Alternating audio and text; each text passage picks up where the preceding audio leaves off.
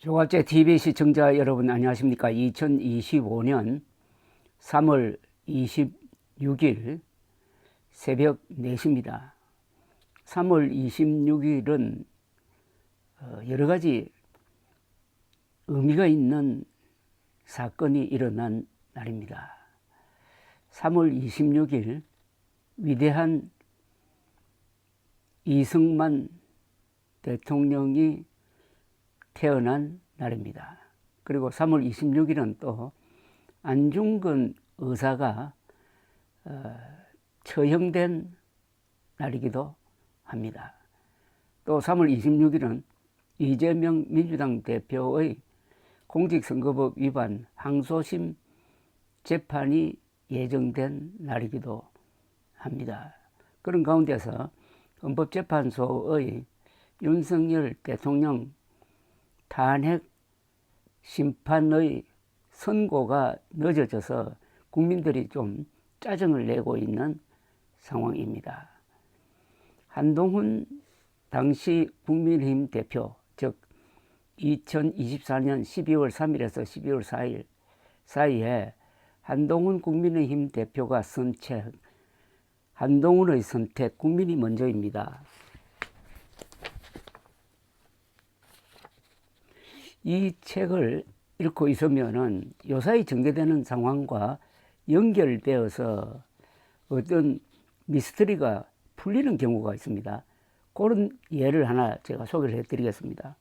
한동훈 국민의힘 대표는 2024년 12월 4일 새벽 국회의 비상계엄 해제 결의 이후에도 윤석열 대통령이 고분고분 계엄 해제를 하지 않을 것이라고 생각했다고 이 책에서 썼습니다. 대통령이 쉽게 포기하지 않을 것이라는 감이 왔다고 썼어요.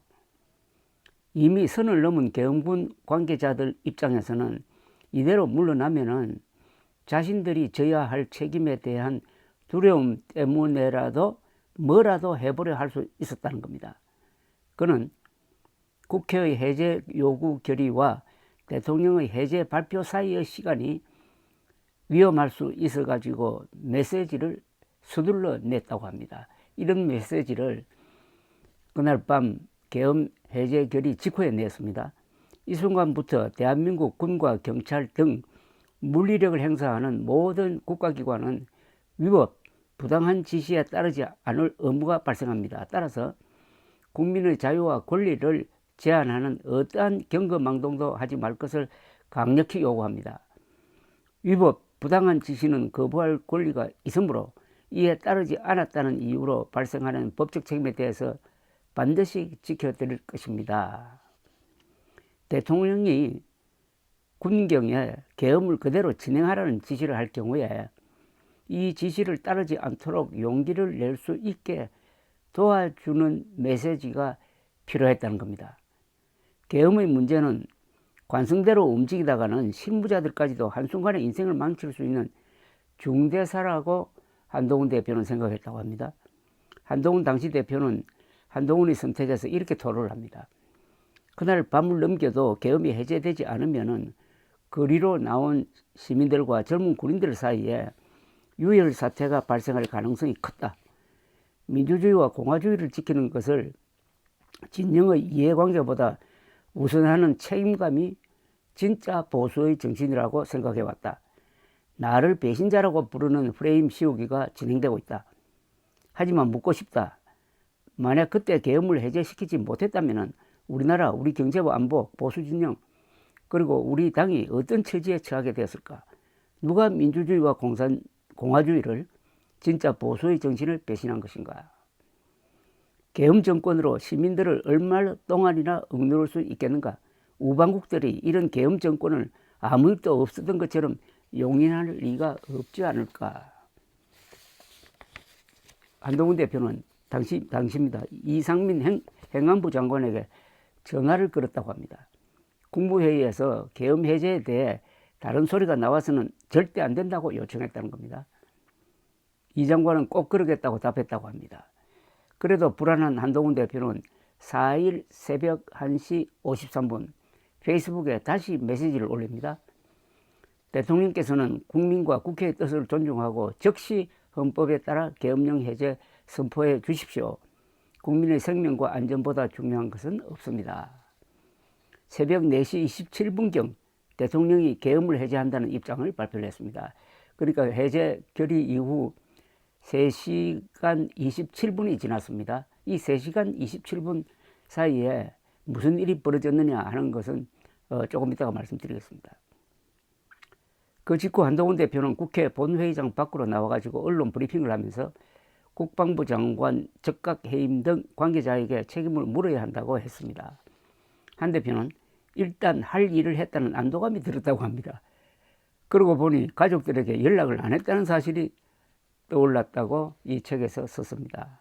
그런데 오늘자 동아일보 신광영 논설위원이 쓴 횡설수설 칼럼 제목은 소름 돋는 그날 밤 용산 합참서 무슨 일이? 라는 제목입니다. 한 대표의 당시 걱정이 근거가 있었다는 내용입니다. 지난해 12월 4일 새벽 국회의 비상계엄 해제 의결 직후 윤석열 대통령이 찾은 곳은 용산 합동참모본부 지하에 있는 결심지원실이었습니다. 가장 비밀스러운 공간이죠. 그곳에 김용현 국방부 장관과 박한수 계엄사령관 등 군간부들이 있었다고 합니다. 국회의 계엄 해제 요구 시 대통령은 지체 없이 해제한다는 계엄법에 따른다면 윤 대통령은 그 자리에서 계엄 해제와 함께 군 철수를 지시했어야 했지만은 당시 윤 대통령 발언을 접한 방첩사령부 간부가 공수처에 한 진술은 거리가 멀었다고 신광영 논설위원은 쓰고 있습니다. 정말 무서울 정도로 소름 돋는 일이 벌어졌다는 겁니다. 방첩사 간부가 공수처에서 진술한 바에 따르면 윤석열 대통령은 김용현 장관에게 국회의원부터 잡으라고 했는데 라며 소리를 질렀다고 합니다. 인원이 너무 부족했다는 김 장관의 말에는 그건 핑계다. 국회에서 의결했어도 새벽에 비상계엄을 재선포하면 된다며 호통을 쳤다는 겁니다. 방첩사 간부는 당시 상황을 지켜본 방첩사 요원이 단체 대화방에 이 내용을 공유해 줘서 알게 되었다고 공수처에서 진술을 했습니다. 그 자리에 있었던 다른 합참 간부도 윤 대통령이 그러게 잡으라고 했잖아요. 다시 걸면 된다고 말하는 것을 직접 들었다고 공수처에서 진술했다고 합니다. 동아일보 신광영 논설위원은 윤 대통령의 결심 지원실 발언은 그가 계엄 당시 군경 지휘관들에게 의원들을 끌어내라는 지시를 왜 그리 반복했는지 짐작하게 해준다고 했습니다. 윤 대통령은 곽종건 특수전 사령관에게 의결 정족수가 채워지지 않은 것 같다. 문을 부수고 들어가 인원을 끄집어내라고 했고 조지호 경찰청장에게는 6차례나 국회의원 체포를 닥달했는데 이 중 2분은 국회의 계엄 해제안이 통과된 이후였다고 합니다. 미련을 갖고 있었다는 이야기죠. 이진우 수도방위 사령관에게도 해제됐다 하더라도 내가 2번, 3번 계엄령 선포하면 되니까 계속 진행하라고 했다는 겁니다. 신 위원은 의원들을 끌어내고 국회를 장악하기만 하면 어떻게든 계엄을 유지할 수 있다고 생각하지 않았다면 이런 지시가 나왔을까라고 썼습니다. 윤석열 대통령은 결심 지원실에 와서 김 장관과 박 사령관만 남겨두고 이야기를 나눴다고 합니다. 세 사람이 어떤 대화를 했는지는 밝혀지지 않았지만은 김용현 장관은 이 회의 직후 특수전 사령관에게 중앙선관위에 병력을 투입할 수 있는지 문의한 것으로 조사가 됐다고 합니다. 계엄 설계에 관여한 노상원 전 정보사령관과도 통화하며 대응 방안을 상의했다는 겁니다. 이때까지도 계엄을 포기한 게 아니었다는 의심을 살 만한 대목이라고 신광영 위원은 썼습니다. 윤석열 대통령이 계엄 해제를 발표한 건 국회가 계엄 해제를 의결한 지 3시간 반이 지나서였습니다. 신광영 동아일보 논설위원은 이렇게 제안을 합니다. 합참 결심 지원실에서 벌어진 상황에 비춰보면은 국회를 무력화할 의사가 없는 2시간짜리 경고성 계엄이라는 윤 대통령의 주장은 설득력이 떨어진다. 그 3시간 반 동안의 행적을 철저히 규명해야 하는 이유다. 윤 대통령이 그날 밤 합참에서 의원부터 잡아놓고 다시 계엄을 선포하면 된다고 말한 게 사실이라면 정말 소름 돋는 일이다. 이렇게 썼습니다. 이 칼럼은 한동훈 대표가 당시 실시간으로 느꼈던 공포가 쓸데없는 걱정이 아니었음을 보여주고 있습니다.